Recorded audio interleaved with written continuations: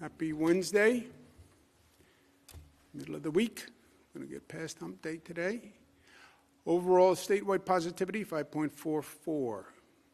Statewide deaths, 170. They are in our thoughts and prayers. Hospitalizations down 60. Good news. ICU plus 14. Intubations plus 21. Across the state, percent hospitalized. North Country, 0.02, Finger Lakes, 0.5, Long Island, 0.5, Mid-Hudson, 0.5, New York City, 0.04. Positivity, Long Island, 6.8. Long Island, Long Island, Long Island. All the numbers are down across the state, so then we focus on who's highest, obviously.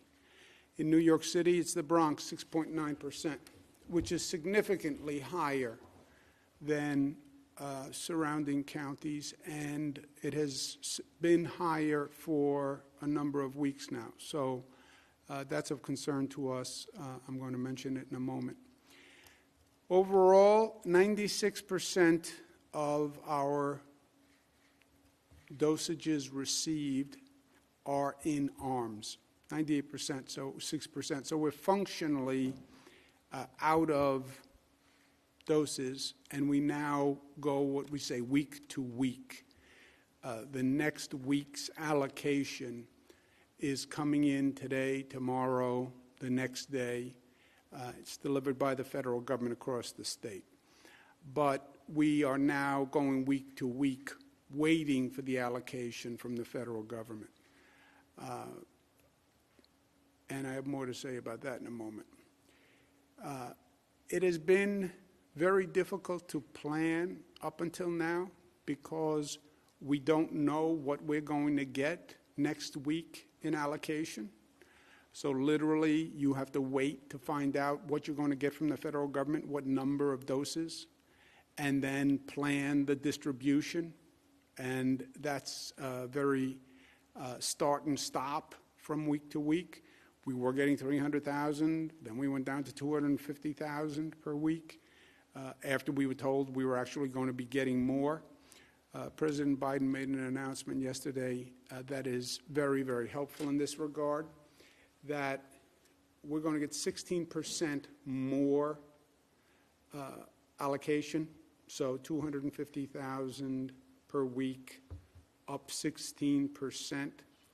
And frankly, just as important, that's going to be the allocation for the next 3 weeks. So now at least we can come up with a 3-week plan. That doesn't sound great, but it's better than going from week to week. So this was one of the announcements that President Biden made yesterday, and that is very helpful. The federal long-term care facility plan runs as a separate plan. That is a federal plan where we were vaccinating people in nursing homes. Federal government uses pharmacies to run that program. All nursing home residents have been offered a vaccine. 72% have been vaccinated. So 100% have been offered. 72% have been accepted the vaccine. Some people don't want to receive the vaccine. We're seeing that all across all subgroups. In nursing homes, that number is 28%. Some may change their mind. Some may not have been ready yet. Some may say, I want to watch other people go first, but that's 72%. The staff in nursing homes are being vaccinated in tranches, 1/3, 1/3, 1/3. The federal thinking was they didn't want to vaccinate all the staff just in case there was a reaction to the vaccine, so they're doing 1/3, 1/3, 1/3. 44% have been vaccinated. They'll all be finished or offered by February 7th. This is the vaccinations to date by the long-term care facilities, and you see there's a variance across the state, but all have been offered, and 72% is the overall norm. Some areas have taken a higher percentage, some have taken a lower percentage. Little context where we are, because things are changing, as they've always been changing for 333 days. If we go back to day 277, which I don't remember, but let's call it December 2nd, what we said on December 2nd was we were coming into the holiday season, and we expected to see an increase through the holiday season because the holiday season brought more socialization, more groups, more spread. How high would the spike go was dependent on what people did and how they acted, and we cautioned every day, be careful, masks, celebrate smart. That's what we were saying, and we then started the holiday season, starts at Thanksgiving, goes through really until New Year's. And we said, don't be a turkey, or I said, don't be a turkey on Thanksgiving, playing into Thanksgiving, turkey. Be smart about it. At that time, Dr. Fauci said there could be a surge on a surge, if you remember.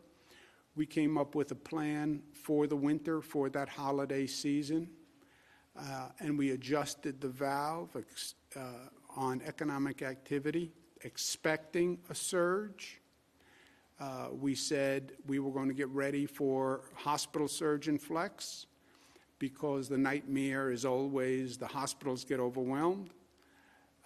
Microcluster strategy, target areas of growth, and cautioning about small gatherings, family gatherings. You think you're safe, I'm only with family, but that can be quite illusory.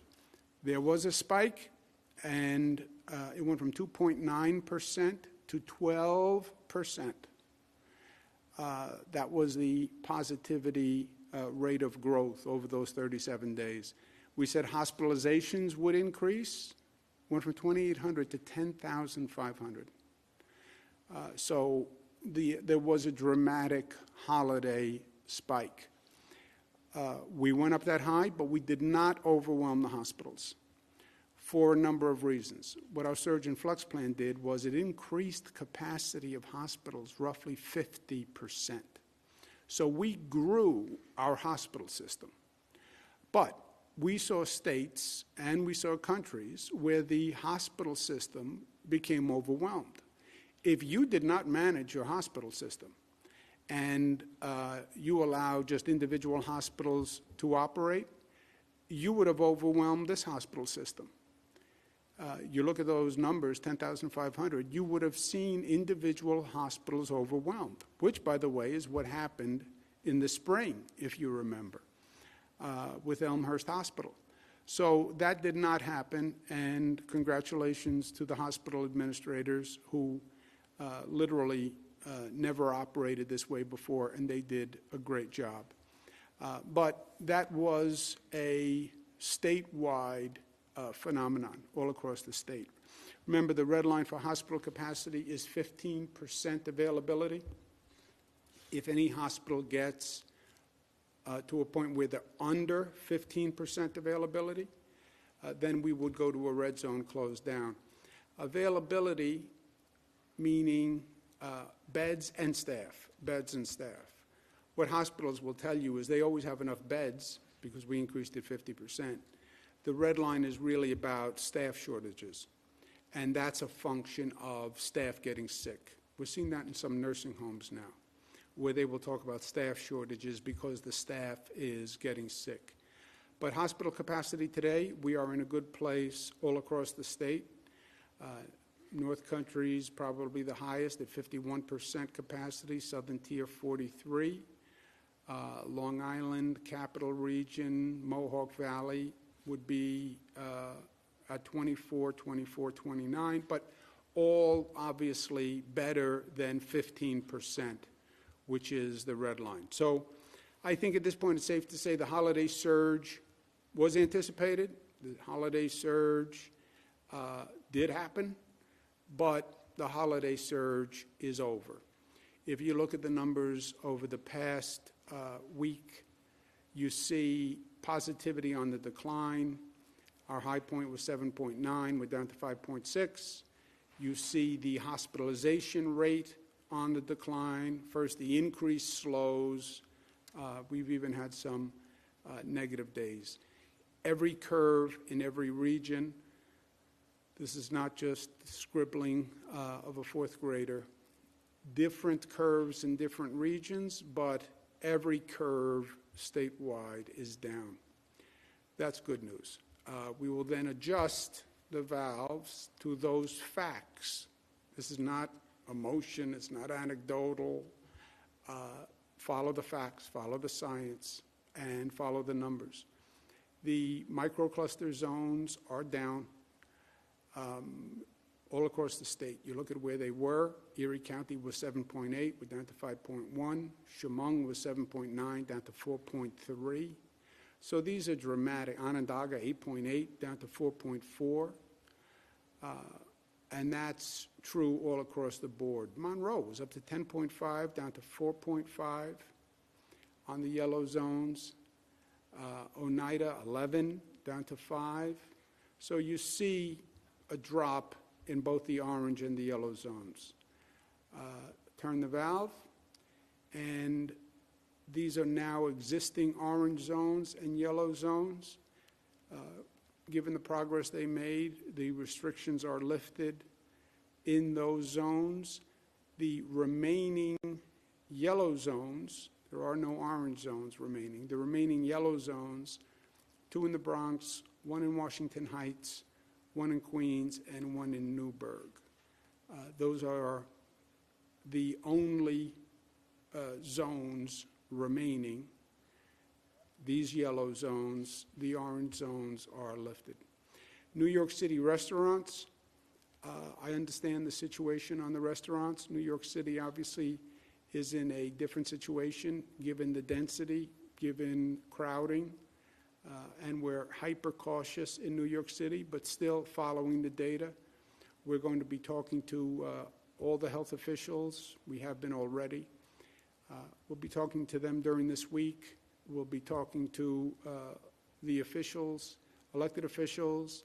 I'll be talking to the mayor. I'll be talking to the relevant local electeds and the restaurant community from a planning point of view. And by the end of the week, we'll have a plan on New York City restaurants. I fully understand how difficult it is that they are closed, not just for the restaurants, but all the people who are employed there. On the flip side is how fast this virus can take off. But we'll have a plan for the New York City restaurants by the end of the week.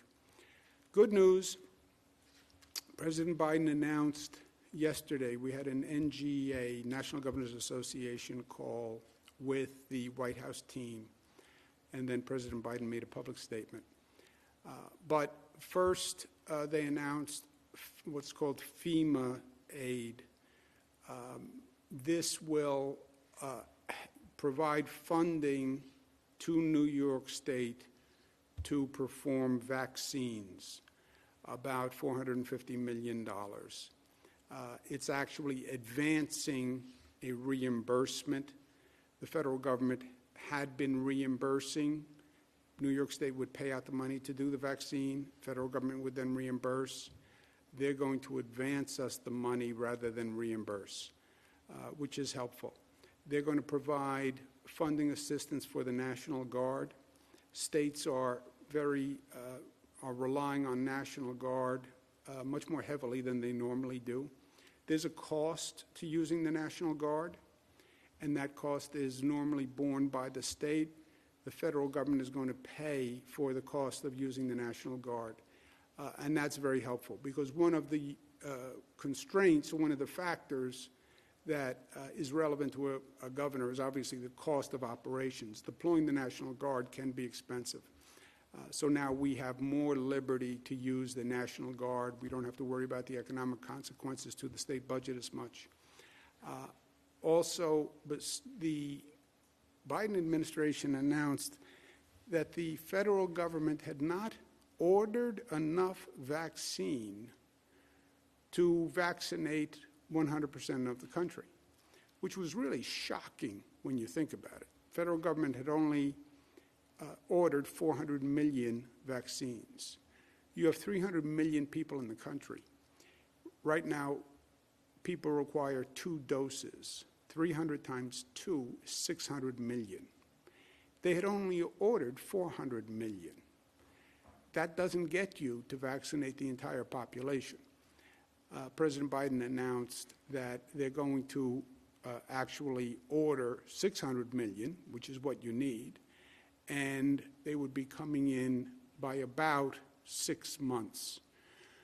So first, it was good news that the federal government is actually ordering enough vaccine, because that's what the governors are concerned about. Just literally give us the supply. Federal government doesn't produce it, but they do purchase it. A state cannot purchase vaccine. Pfizer and Moderna are operating under something called an emergency use authorization.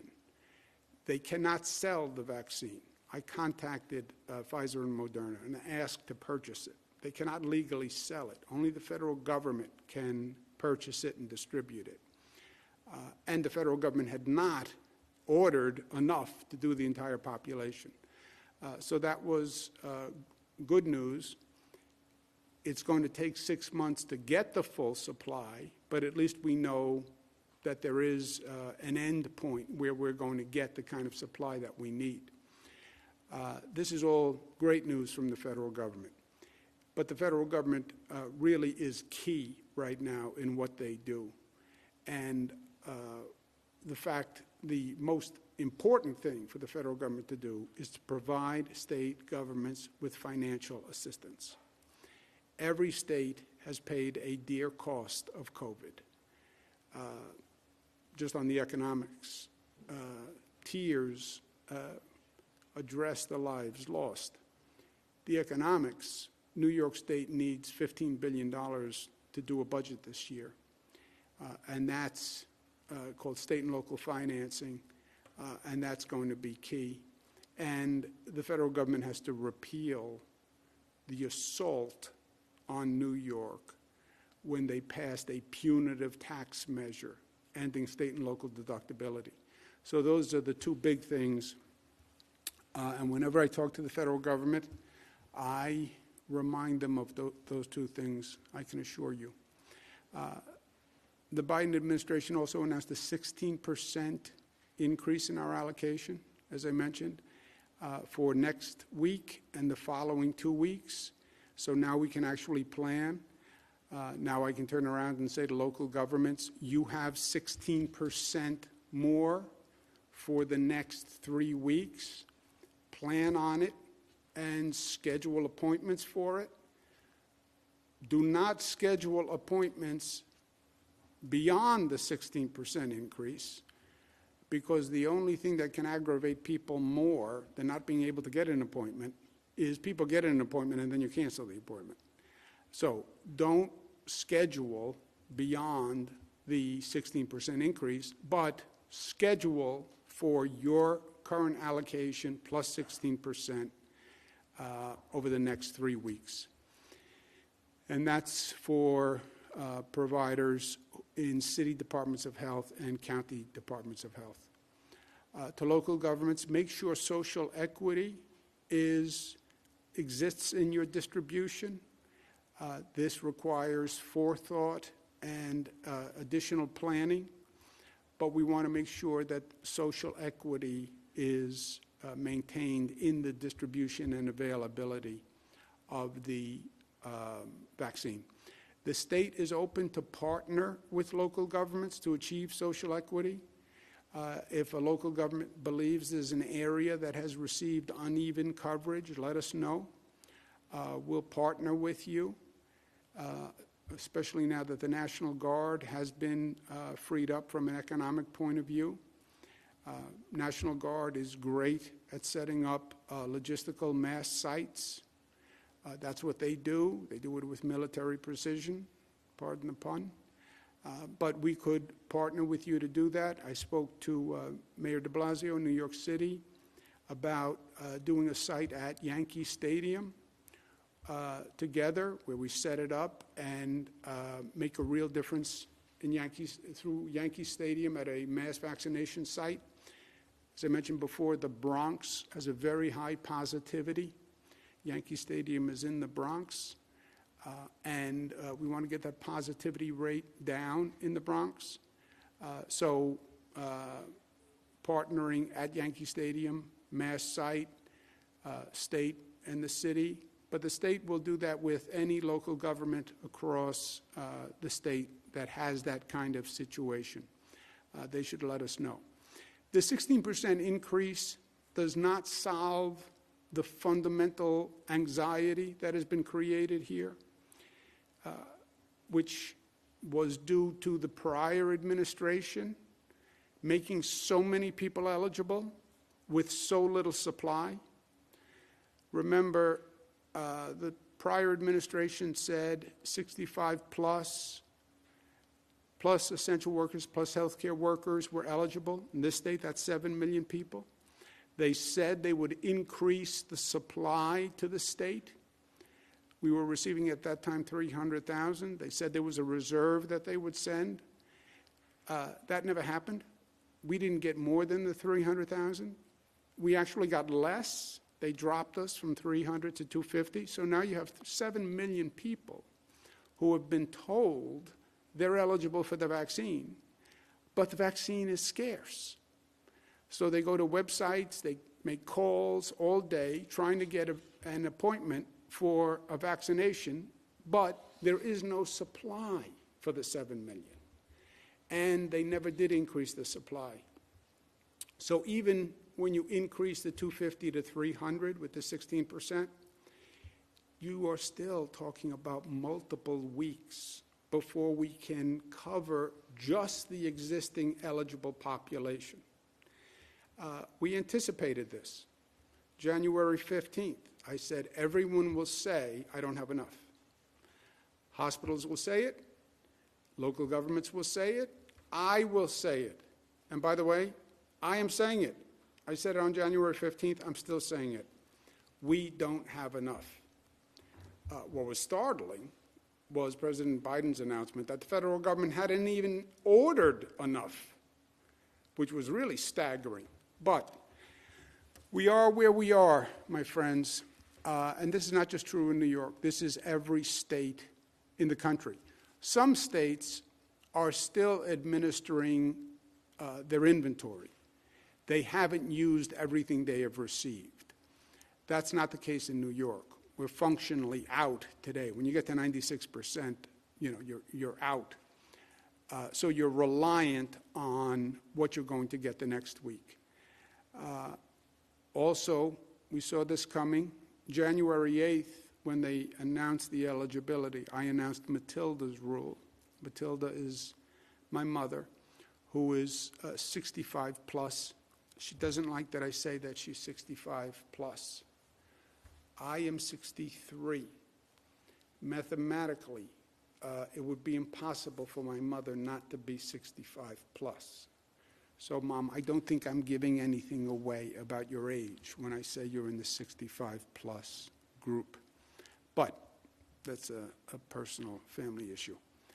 I announced Matilda's rule, which was saying she was eligible, but making the point, January 8th, that we don't have the supply to get to everyone who's eligible, and we wouldn't for weeks unless the federal supply was increased. So this is not new. I asked on January 8th, calibrate our expectations, and I asked the same thing here. The new strains are a real concern. Everything I said about the holiday surge, we anticipated it, it happened, it's over. The new strains are a real concern, and the COVID threat is not over. We still have to be careful about hospital capacity. And if we run out of hospital capacity, I am telling you today why it will happen. It will happen because a new strain happens and the staff winds up sick. And the hospitals will say, I don't have enough staff for the beds, and their capacity will come down. The only way you prevent that is vaccinate the healthcare staff. That's why the first priority, 1A, was healthcare staff. When this started, it was nursing homes and healthcare workers, because they are the priority. Healthcare workers, because they're exposed at a much greater factor than anyone else. And if a nurse gets sick or a doctor gets sick, that's a super spreader. And the hospital capacity comes down. We have made good progress on vaccinating healthcare workers. We still see a disparity in the percentage of healthcare workers by facility, and that is still of concern. We'll have a 50% differential among facilities in the same region, and that is inexplicable to me. I understand there's some demographic differences among staff, and there are demographic differences among acceptance of the vaccine, but not 50%, not within the same region. And we need the local governments to help in this regard. They have to look into the lower performing hospitals and get that number up on that disparity. In some regions, it's not as bad as others. You see Capital Region, the high is 85, the low is 74. Central New York, 99 to 65. Finger Lakes, 85 to 48, or 50. You know, what accounts for that? And I need the local governments, County Department of Health, in this case, to check into this and help us. Long Island, 100 to 50, literally a 50% differential, because we want to get this number up. This is possible. This does jeopardize the hospital capacity in these areas. And if you're going to see a hospital run out of capacity, it's going to be these hospitals where the staff have been vaccinated at a lower percentage. And again, it's almost a 50% differential in some areas. In some areas, it's even worse. Here you have 100, 100, 37, 38, 40, 42, 43. What explains that? And you'll have hospitals, by the way, that are part of the same system. There are hospital systems that have a number of hospitals. So within the same system, you'll have hospitals that are at 100, and you'll have hospitals that are half that, owned by the same company. So I need local governments to help on that.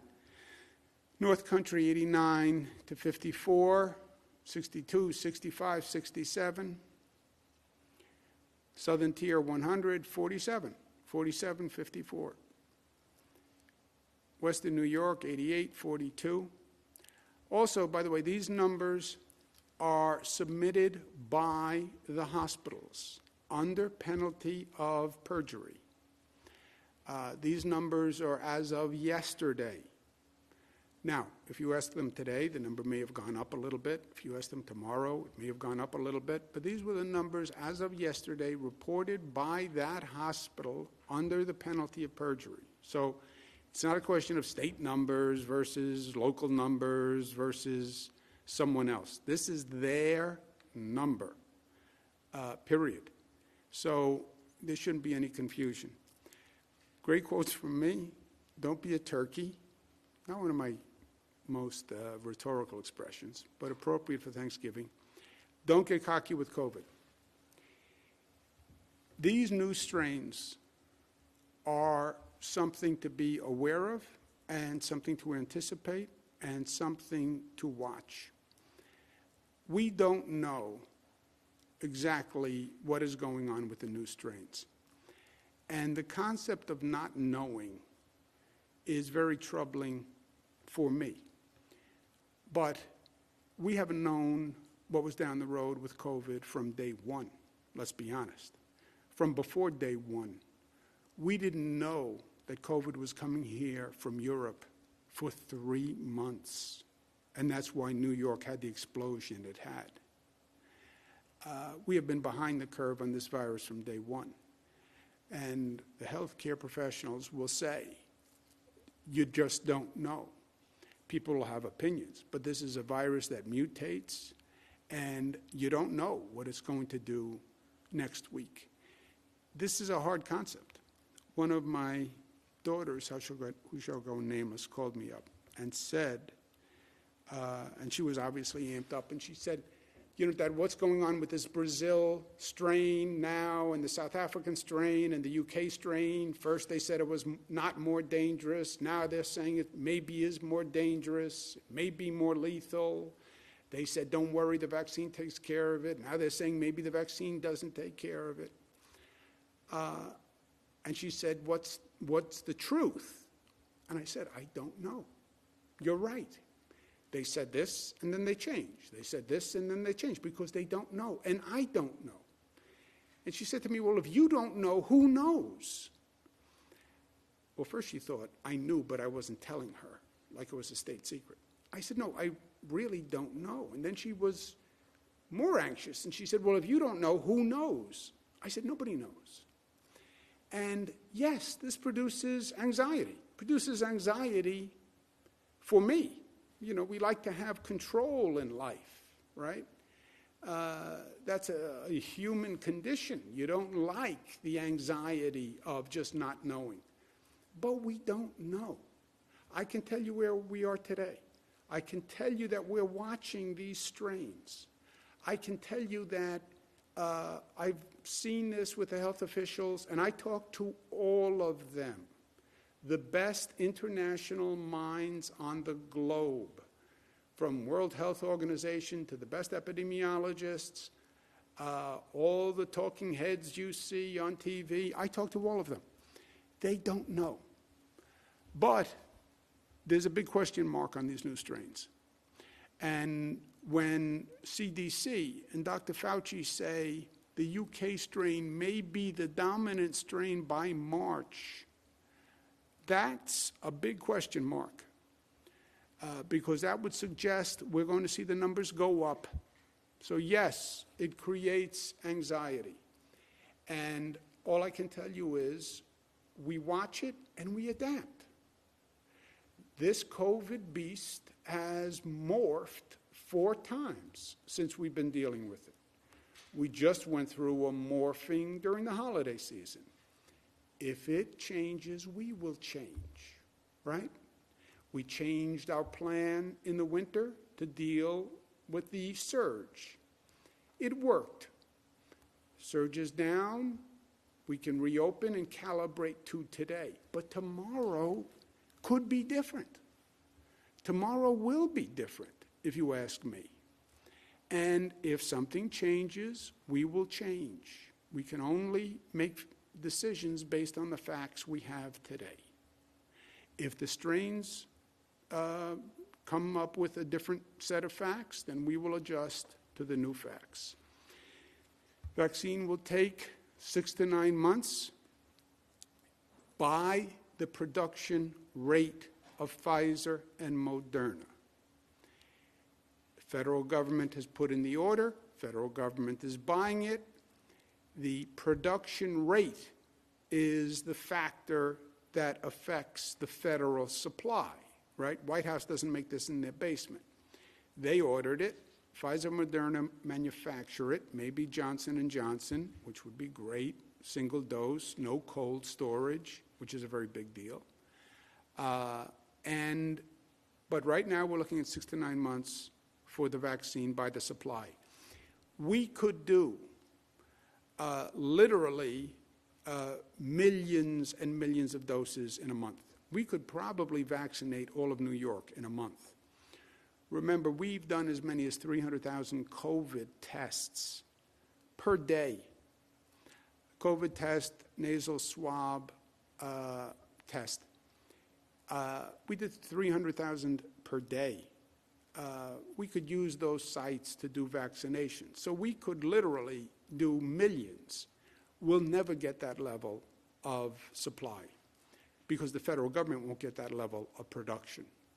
Again, it would have been nice if the federal government had placed the order earlier, but President Biden is where he is also. So we're looking at 6 to 9 months. I'm not going to wait 6 to 9 months, and we're not going to wait 6 to 9 months to start to reopen the economy. We're going to calibrate that valve with the facts, and we're going to start to build assuming the post-COVID reality, because COVID will transform the landscape. A lot of these changes are not going back in the box. Zoom doesn't go away. This whole remote work style doesn't go away. People have adjusted to a new way of living, a new way of working, and that is going to change the economy. We want to anticipate those changes, not deny those changes, and adjust for it. In our cities, we have to start getting the arts and culture open again. That is what makes a city a city. If you don't have arts and culture, why be in a city? Move out, get more space. If you can't enjoy the assets of a city, and we're seeing that. We're going to start opening the arts, especially in New York City. I outlined the whole plan in the state of the state with our pop-up arts. We're building, it's about building literally the future, and we have the most aggressive reconstruction and construction program in the nation for statewide building, and we're starting that now.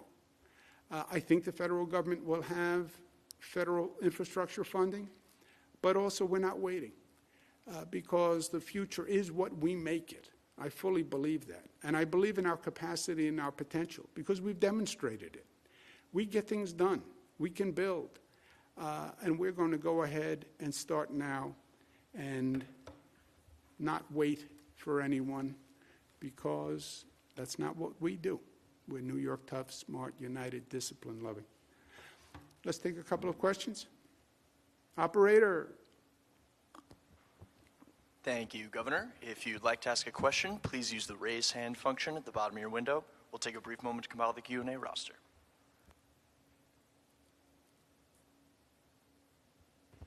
Governor, your first question comes from Marcia Kramer at WCBS. Marcia, your line is open. Please unmute your microphone. Oh. Governor. Marcia doesn't Good morning, Governor. How are you? Marcia doesn't know how to unmute her microphone. What a shame. Marcia. Can you hear me? I can hear you now. How are you? I can hear you, Governor. Thank you very much for taking this question. So I have two questions. The first one has to do with indoor dining in New York City. A minority group of restaurateurs has sued you today, saying that they need to have restaurants open in New York City. You've held out hope today that that's going to happen. I'm wondering, are you leaning towards having New York City be able to open to 25%, which is what it used to be, or to the 50% that now exists in the suburbs? And my second question has to do with what's going on at the Washington Heights Armory vaccination site, where there's reports that a lot of people are driving from outside the city to get shots there. Do you think that a person's address should be taken into account when booking a vaccine appointment at that location? It's always a pleasure, Marcia. First, when you say I have a question, and then you say I have two questions, I would just question your syntax between I have a question and I have two questions. But two questions. Governor, always picking on me. Yeah, I know. That's the nature of this relationship. It goes back a lot of years. Yeah, I pick on you, yes. That's how this works. On the restaurants, we don't have a plan today. I'm aware of the lawsuits. we have had a number of lawsuits from a whole host of businesses, religious organizations, right? Everyone understands the concept of restrictions, just not as it applies to them, frankly. It always makes sense when it's someone else, but when it applies to their business, no. And I understand that, by the way, and I understand, look, this has been economically devastating for a number of businesses, the restaurants included. So I want to get them up and running as quickly as possible. And by the way, also remember, the state has an economic, not to be overly pragmatic, but the state has an economic interest in opening the restaurants. That's sales tax revenue for the state. And I'm begging, provoking, prodding the federal government for $15 billion. I also want to get our revenues back up. And opening up restaurants, opening up businesses generates more revenue, which means we're less dependent on the federal aid. We'll have an announcement by the end of the week, but we're looking at going back to the 25%, would be the question. And how and when do you do that? On the vaccination sites, I am in favor of using sites to target areas that need help. For example, the Bronx. We need to target the Bronx. The Bronx has a very high positivity rate. I have no problem saying that Yankee Stadium, we're going to do a mass vaccination site for the Bronx because a targeted approach can make sense. And you're right, you have people chasing this vaccine all across the state. And you'll have a site open up. You'll have people who will drive 100 miles to a site to get a vaccine. So that's a statewide phenomenon.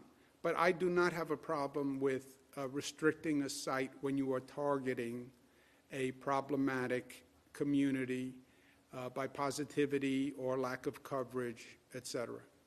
Does anyone want to add anything with that? Melissa, Rob, Gareth? No? Okay. Next question. Governor, your next question comes from Chris Hervaditz from WIVB TV. Chris, your line is open. Please unmute your microphone. Hey, Governor. One question on restaurants. A lot of restaurant owners here were hoping to hear today that the closing time would be extended from 10 to midnight. Is the state anywhere in considering lifting that restriction? That is something we're looking at, but not at this time. You know, when if you listen to the federal guidance or the federal experience or the CDC or what we've seen here in this state, when you keep the restaurants open late, that tends to be more problematic. There tends to be more crowding. There tends to be more drinking, et cetera. And with restaurants, we're trying to keep it to actual eating as opposed to the restaurant turning into a bar. So at this time, no, we are not changing the curfew at this time. Next question, operator. Next up, we have Ryan Whalen from Spectrum News. Ryan, your line is open. Please unmute your microphone. Hi, Governor. I apologize for asking such a broad question, but I think when we look at the yellow and orange zones, and there's been so many restriction changes over the time, we're trying to just figure out what restrictions do remain in place for businesses, for gatherings. Could you give us kind of more specificity on what that is? Yes. We said what zones are yellow zones. If you could just pull up that slide, please. There are no orange zones. There are only yellow zones. And Gareth, do you want to go through what the restrictions in the yellow zone are? Sure. So the yellow zone, this is also on our website. There's a school testing requirement. This is 20% for in-person students and faculty. There is a limitations for outside of New York City, of course, on indoor and outdoor dining, 4 people per table. There's no restrictions on businesses in terms of houses of worship, a 50% maximum capacity. And then for the gatherings outside of the home, the commercial gatherings, 25 people maximum indoors and outdoors.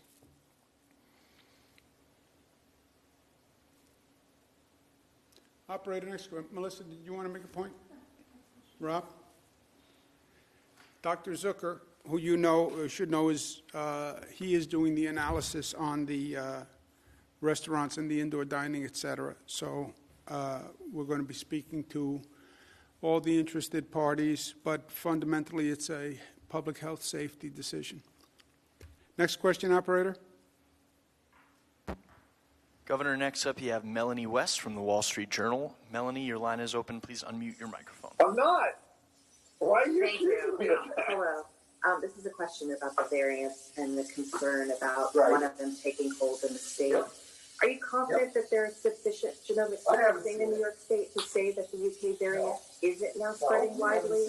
And can you tell me what are the specific limitations at the state level to do more sequencing to detect the UK variant or others? I had trouble hearing the question. I think the question is about the variants. Yes, I'm sorry. I'll kick my husband out of the room. The perils of working from home. Are you confident that there's sufficient genomic sequencing in New York to say that the UK variant isn't now spreading widely? And what are the specific limitations at the state level to do more sequencing to detect that variant or others? Is it cost, people, time? The question is on the variant testing, Dr. Zucker. So we are continuing to test across the state for the variant. We've looked at close to 3,000 samples. We sample the entire genome so that we can identify whether it's a UK variant, South Africa variant, Brazilian variant, variant from Brazil, or anywhere else. And we have identified cases from all regions of the state at this point. Actually, it's 9 counties and the city, but they're across all parts of the state. Okay. The tests are from all parts of the state. Right. So we get samples from all different parts of the state. Hospitals send them in labs, send them into our Wadsworth lab, and then we run them from there. And like I said, we've run about 2,800 so far since December 23rd. Actually, we were running before that, but since December when this was picked up more. Great. Next question, operator.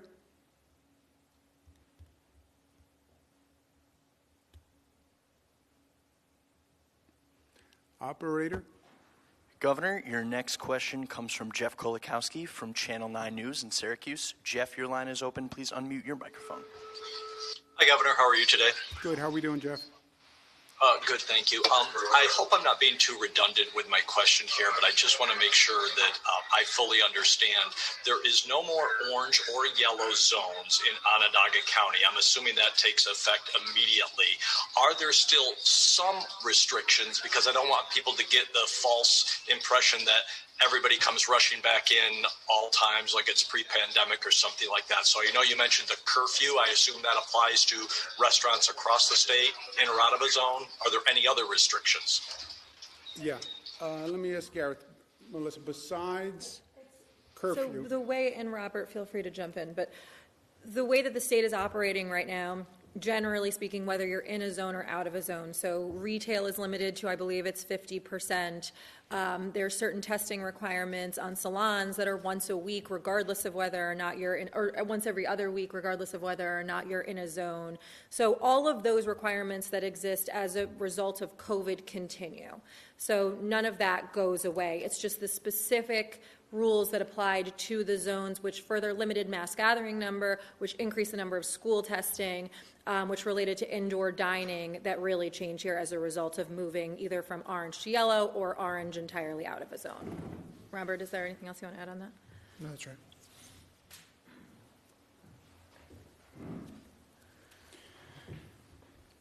Just FYI, to follow up on the question about the variants, there are 42 positives in the state for the UK variant.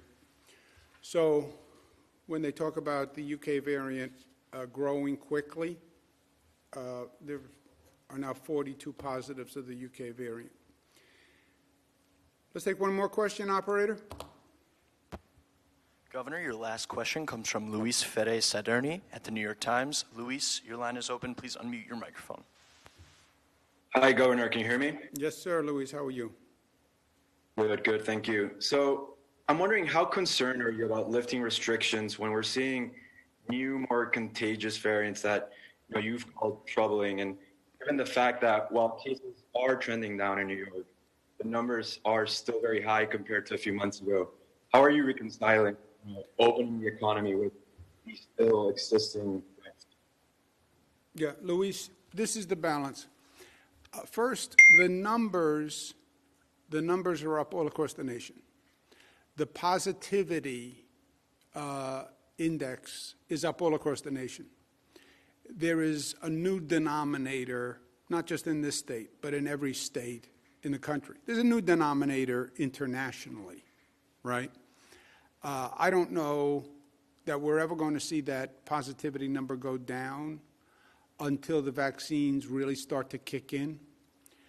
The vaccine is the answer here, and that's 6 to 9 months, my guess, from what I've educated guess. 6 to 9 months, the vaccine will kick in before the positivity rate would have come down, and the vaccine will actually bring the positivity rate down. But without the vaccine, I don't think that number comes down. Your question is what I am trying to say to people. We make decisions on the facts we have today.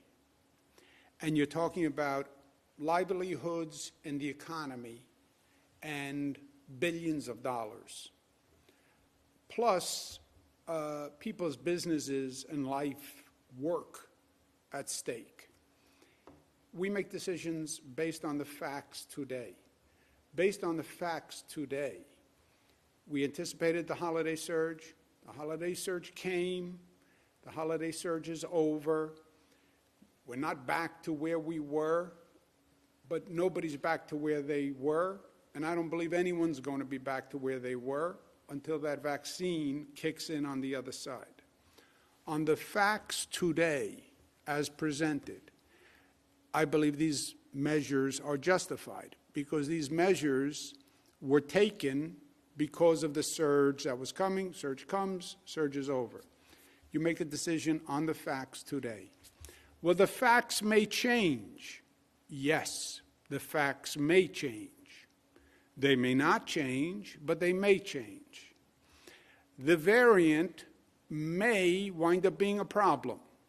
Yes, the variant may wind up being a problem. If you listen to the CDC, it may be a problem in March.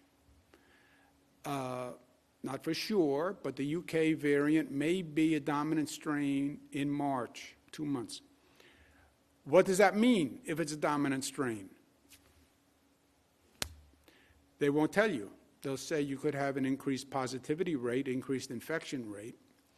How problematic would that be? They don't know. So if the facts change, I have no problem looking the people of this state in the eye and saying the facts changed, our plan has to change. I've said a number of times, this is a war. You look at the great generals. You go into the war with a plan and a strategy. But then that plan and that strategy adapts to what the enemy does. And when the enemy changes position, you change position. Well, I like to have a consistent plan. You can't have a consistent plan when you don't have consistent facts. And we don't have consistent facts. If one of these strains becomes problematic, and by the way, the UK strain being dominant is not the problematic scenario. The problematic scenario is a mutation, a new strain that is vaccine resistant. That, my friend, is the problematic scenario. and then Pfizer, Moderna, et cetera, have to go back and come up with a new vaccine, and you have to revaccinate. That is the nightmare scenario. So, what's the probability of that happening? Depends on who you talk to. So, deal with the facts that you know, come up with a plan on the facts you know. If you were to anticipate possibilities and do nothing, you would be frozen in place forever.